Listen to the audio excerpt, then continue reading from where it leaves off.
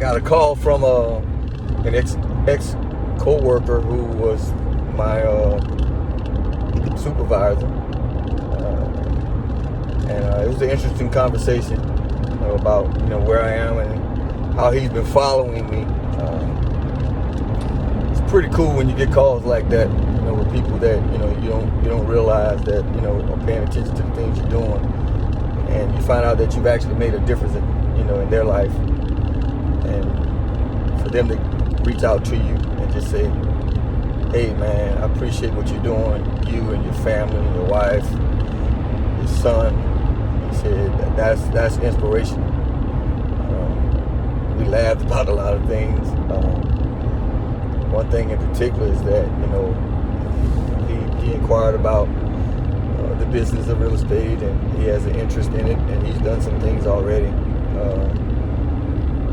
as far as LLC and securing funds, and telling me his goals, and he brought up about years ago when we were talking, and I told him how my wife and I we got in real estate we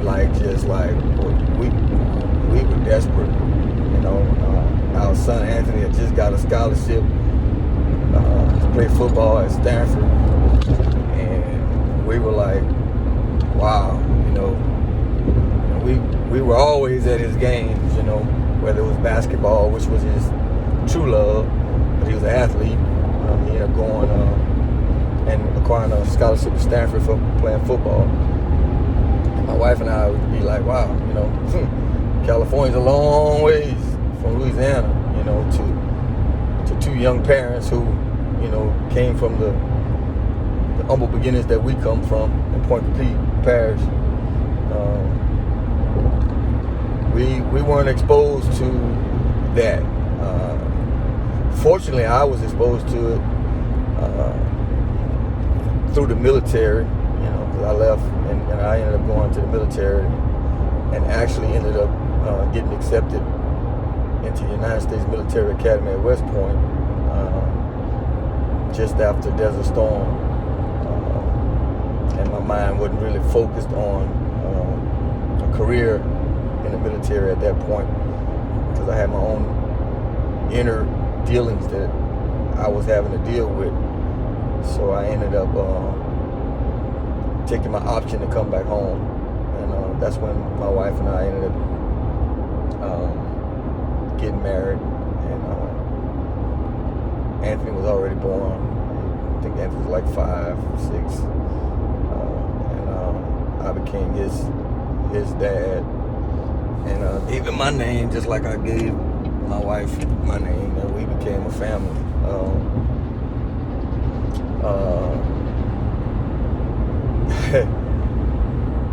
Always wanted more out of life. I was always told by my grandparents that I was different, or you can't do this or you can't do that. It was just small town living and lacked encouragement. But at the end of the day, I think my achievements spoke for themselves, and I gave up a lot of my own dreams because I was a father. Now, I'm not saying that's what I should have done, but that is what I did, and it was my goal to instill as much as I can in Anthony. In my mind, it was like passing the baton, to him, which I'm very proud of Anthony, and it's funny how that is that I took a pass the baton, which is a sacrificial approach in my mind, because I still could have pursued some things, even while I was raising him, but I typically just became a dad. Gave up some of my goals and dreams. But now that he's doing the things that he's doing, it's like he's passing the baton back to me. And what I mean is that he's opened up so many doors of opportunity for dreams that I had, and that I'm now pursuing. I'll tell you, my life right now to me is feels like a dream. It's overwhelming. It really is. I mean, the people I've been around, the networks that I've been around, the mentors that I've been able to be around, the levels of success that I've been exposed to in other people. It's amazing. Real estate, I mean, it changed our life. It showed us something that we had never been exposed to. The only exposure I ever had to entrepreneurship was growing up with my mom telling me that her dad owned his own business. He was a logger. He owned a logging company. And I never met my grandfather because he was murdered. So you're telling me at a young age that my grandfather was a businessman, an entrepreneur, which is something that, you know, is super and great, especially for being a black man in his time. And he was murdered, and actually on the same day as Martin Luther King in 1968, April 3rd, I think, the day before my wife's birthday. My wife was born April 4th. So that was frightening and probably hindered me for a long time from wanting to become an entrepreneur, because in my mind I'm being told the only person that has ever been an entrepreneur that I couldn't per se touch but was connected to, that could give me as a person being exposed to it, was my grandfather, who was murdered. I'm like, well, I don't want to be murdered, so I think I'll just get a job. So never really was exposed to anybody else that looked like me, that owned their own business until I would say after military, you know, after coming home and having a family to deal with, and wanting to give the best I could give to Anthony, and my wife and I decided to utilize what I was used to, which was sports. I love sports. You know, I played basketball. Basketball is why I ended up at West Point, per se, because I did make the Army basketball team, but it was, you know, also due to the fact that, you know, I made good grades, I had good ACT scores, because if I hadn't done what I needed to do as a student, I wouldn't have, you know, gotten the opportunity to go to West Point, which is actually a conversation that Anthony and I had growing up, when I was telling him, you know, if you want to pursue sports, you need to have the same work ethic in your studies as you do in the sport. And why I was telling him that was just, you know, because of my own experience, is that you open up so many more doors of opportunity for yourself. Myself being, you know, height-wise, basketball was my thing. I did play football in high school, but I love basketball, and that's what I ended up getting the opportunity to go to West Point for. I mean, I'm 5'8", if I tiptoe. Just having the grades, having, you know, the studies, my ACT scores being as high as they were, that's what allowed me to have another opportunity to do something that I love to do, and that's what I exposed Anthony to. You know, you'll get more looks, you'll get more schools, you know, your Ivy Leagues, you know, your Stanfords, your Notre Dames, you know, your Penn States, you know. Some people who don't have the academic background, you know, they don't get the opportunity to you know, to get the phone calls from these type of programs. So being that Anthony, you know, did what he needed to do academically, you know, I remember getting a phone call. I was in my recliner at my house, and a phone call from Stanford University, you know. So that worked out, and it truly exposed him to similar things that I was exposed to, but he continued the process. I'm very proud of him for continuing the process as far as he went on and got his degree. He graduated, had a short period of NFL exposure, which also exposed him to different, a world than, I had ever been exposed to. And to me, that's very important, exposure. The opportunity to see things differently than what's right around you. And that's why we go back to inner cities, because we just feel like there's a lack of exposure to things there that, if the only people you see successful are, rappers, drug dealers, or whatever, then that's what you aspire to be, a rapper or drug dealer or athlete. So what we want to do is expose them to other alternatives. You can own your own business.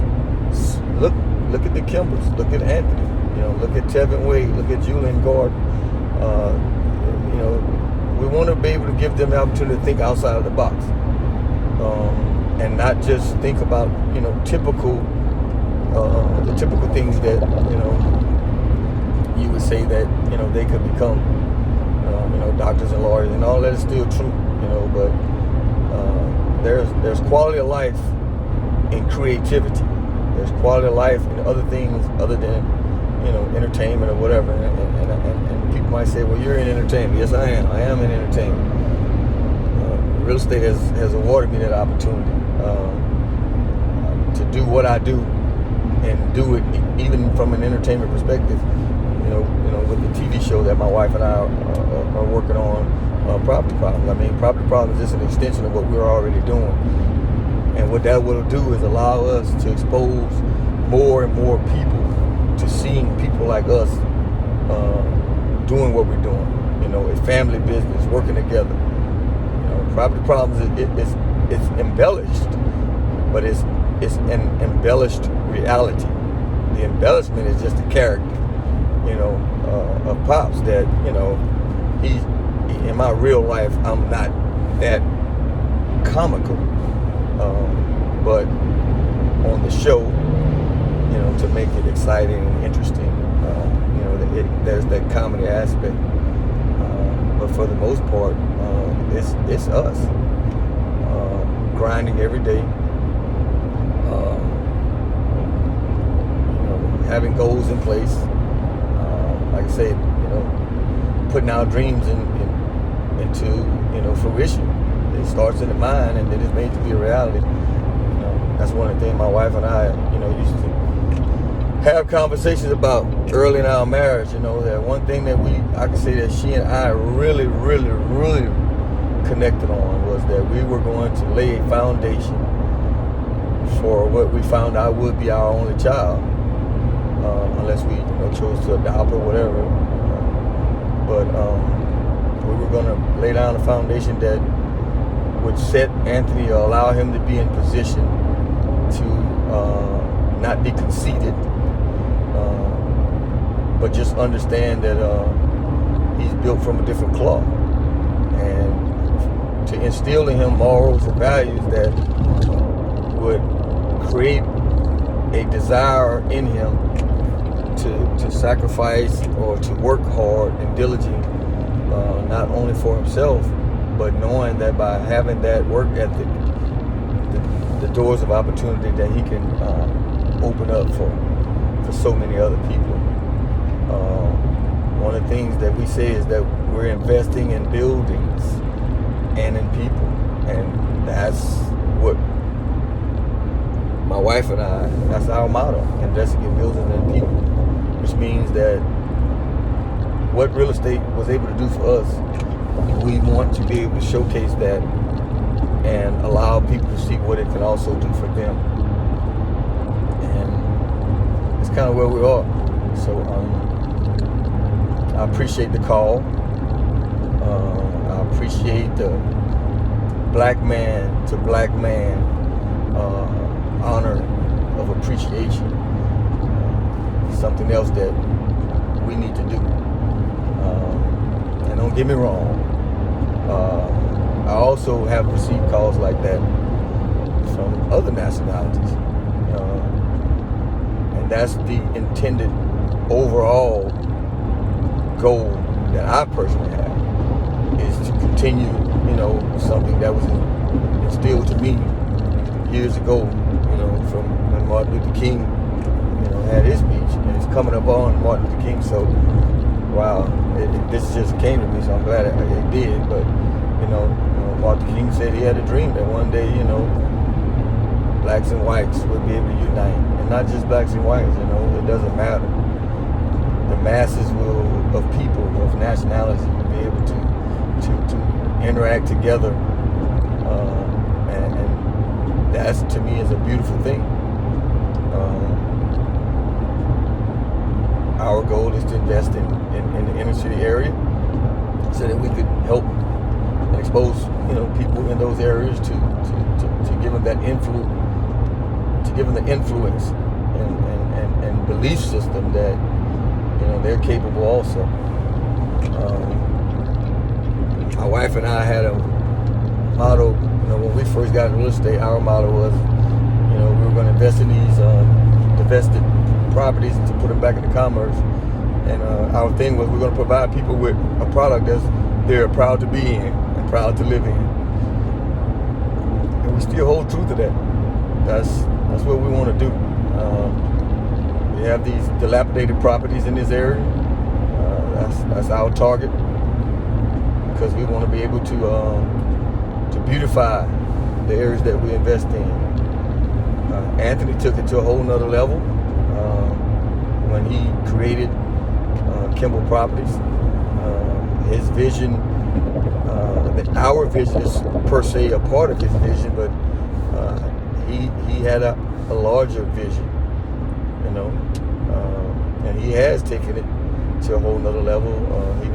He's in commercial, residential, but his thing is like community-based building. To invest in an area totally almost like a block, and that's the thing. If you've ever heard, buy the block, buy back Baton Rouge, buy back the block. That's like investing in an area and turning that area into the type of life and bringing business to that area that accommodate the people that live there. That's genius to me.